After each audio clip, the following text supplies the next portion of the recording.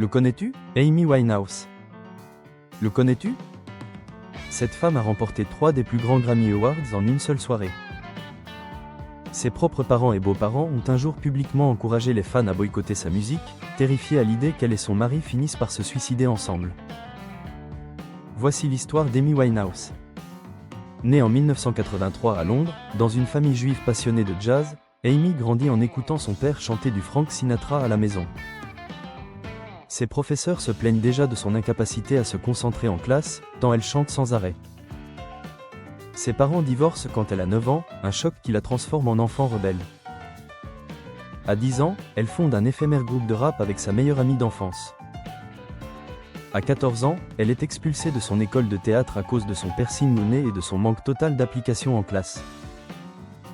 Repérée grâce à une simple cassette démo envoyée par un ami, elle signe en 2002 avec un label majeur pour un salaire hebdomadaire modeste, gardé secret par l'industrie du disque, en échange de revenus futurs bien plus importants. Son premier album, Frank, sort en 2003 et rencontre un succès immédiat au Royaume-Uni. Installée dans le quartier bohème de Camden, elle devient une figure assumée du mouvement « La Dette », ces femmes londoniennes qui revendiquent ouvertement une vie nocturne active et une sexualité libérée, sans se soucier du regard de la société. En 2006, son second album Back to Black change tout. Porté par une production inspirée des girl groups des années 1960, il se hisse numéro 1 des ventes dans plusieurs pays et deviendra, avec près de 20 millions d'exemplaires écoulés, l'un des albums les plus vendus de toute l'histoire de la musique. Le single Rehab, dans lequel elle refuse ironiquement d'aller en cure de désintoxication, devient un hymne planétaire. En 2008, elle remporte 3 des 4 récompenses les plus prestigieuses des Grammy Awards. Faute de visa délivré à temps, elle doit chanter par liaison satellite depuis Londres, lançant à la foule une phrase devenue culte, dédiant sa performance à son quartier de Camden, en flammes, en référence à un incendie qui venait de ravager son marché local. Mais derrière cette gloire fulgurante, la vie privée d'Amy Winehouse s'effondre méthodiquement. En 2007, elle épouse Blake Fielder Civil, un homme dont l'influence sur elle inquiète immédiatement son entourage.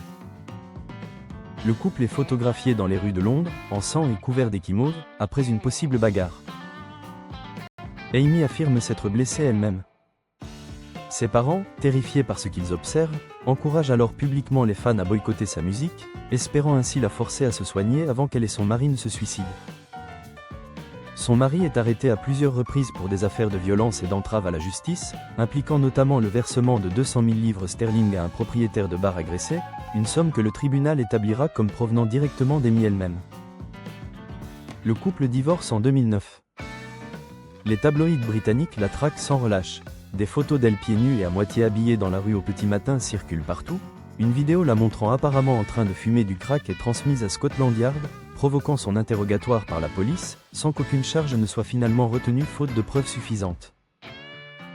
Un ancien commandant de Scotland Yard dénonce publiquement ce qu'il perçoit comme un scandale absolu, qu'elle se drogue au vu de tous, sans jamais être sanctionnée. Ses concerts deviennent de plus en plus erratiques. En 2011, lors d'un festival de jazz à Sainte-Lucie, elle apparaît instable, incapable de se souvenir des paroles de ses propres chansons. Son dernier concert, à Belgrade en juin 2011, tourne au désastre absolu.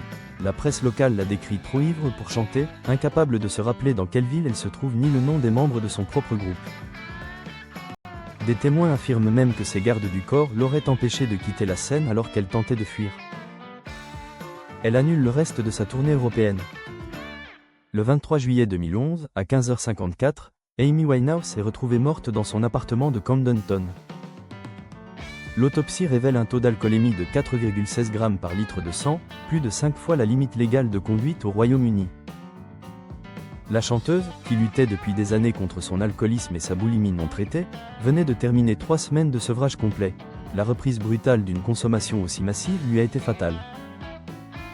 Elle rejoint alors ce que les médias surnomment le « Club des 27 », ces musiciens légendaires morts au même âge, comme Jimi Hendrix, Janis Joplin ou Kurt Cobain. Son frère révélera plus tard sa conviction que ses troubles alimentaires non soignés, bien plus que la drogue elle-même, ont été la cause principale de sa mort prématurée. De l'enfant qu'on croyait simplement trop dissipé en classe à l'artiste dont les propres parents ont supplié publiquement le public de la boycotter pour la sauver, l'histoire d'Amy Winehouse reste l'une des plus bouleversantes de toute l'histoire de la musique moderne. Amy Winehouse n'est qu'une des nombreuses figures que l'histoire a laissées dans l'ombre. Un petit like si cette vidéo t'a marqué, et abonne-toi pour qu'on continue à explorer l'histoire ensemble.